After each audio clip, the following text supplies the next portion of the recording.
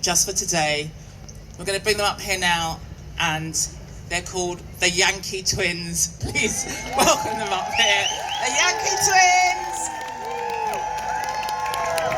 The next generation!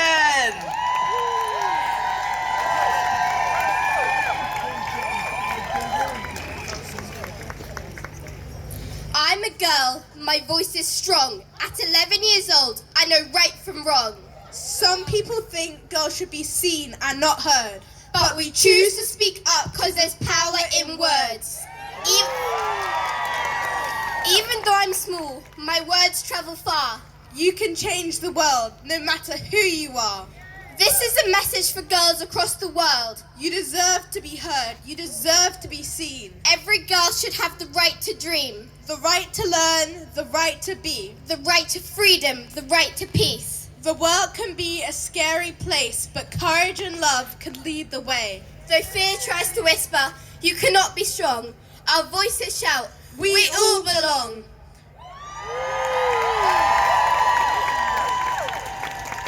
We speak for every girl facing struggle each day. For the girls unheard, we have something to say.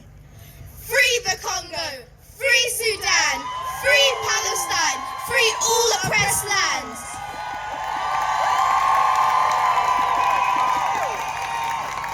Stop the violence, stop the war, end apartheid, join the cause. Rise up, speak out, do what's right. Support women and girls, please join our fight. Today, here in Trafalgar Square, our voices unite, singing, shouting with power and might. This is Million Women Rise. Thank you. Thank you.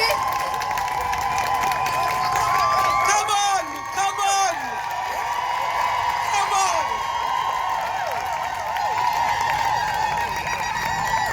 You lot got told, didn't it? Oh, thank you, young woman. You are amazing. Their mother is Miss Yankey.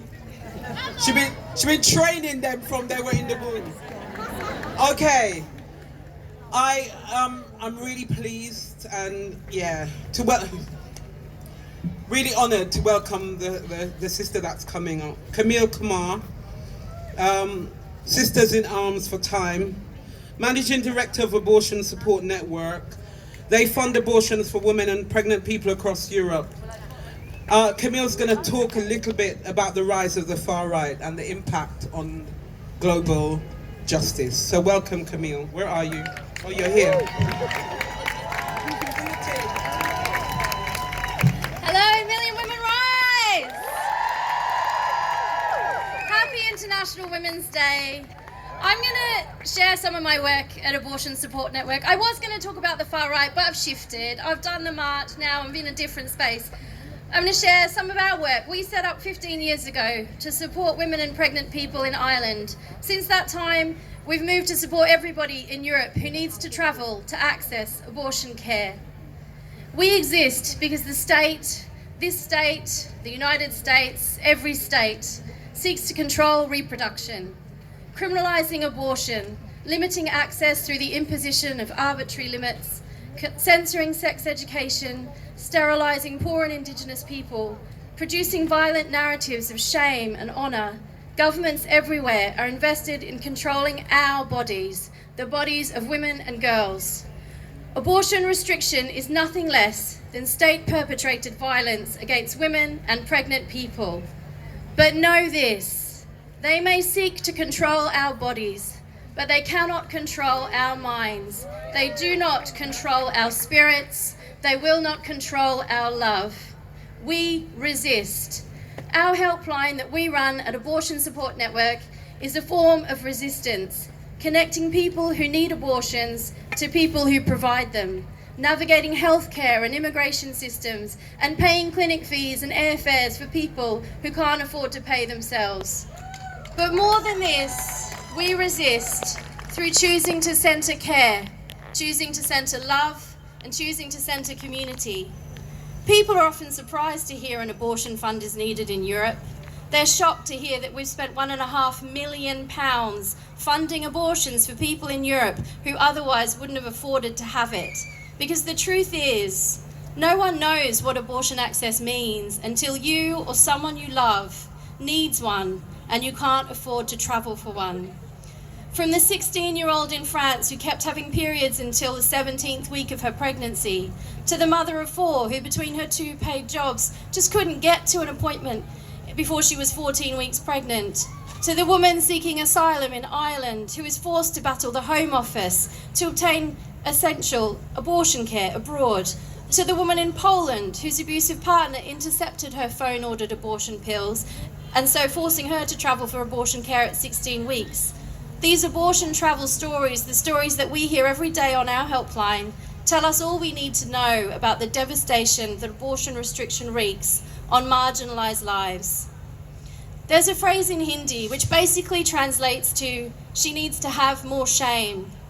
I heard it a lot as a kid from my aunties, my uncles. It punctuated my childhood.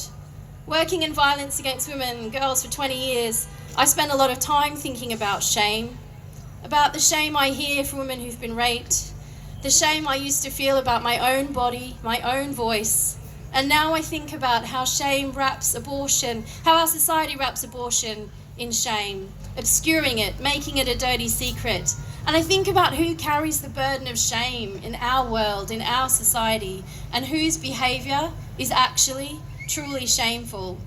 It's why we talk about abortion loudly and without apology, because this is not our dirty secret. This is not our shame. I say shame on the families who step to their child with judgment instead of love. Shame on the people who stand outside abortion clinics propagandizing and bullying.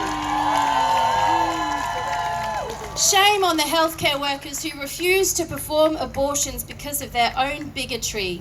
Shame on the governments that legislate to control my body, your body, her body.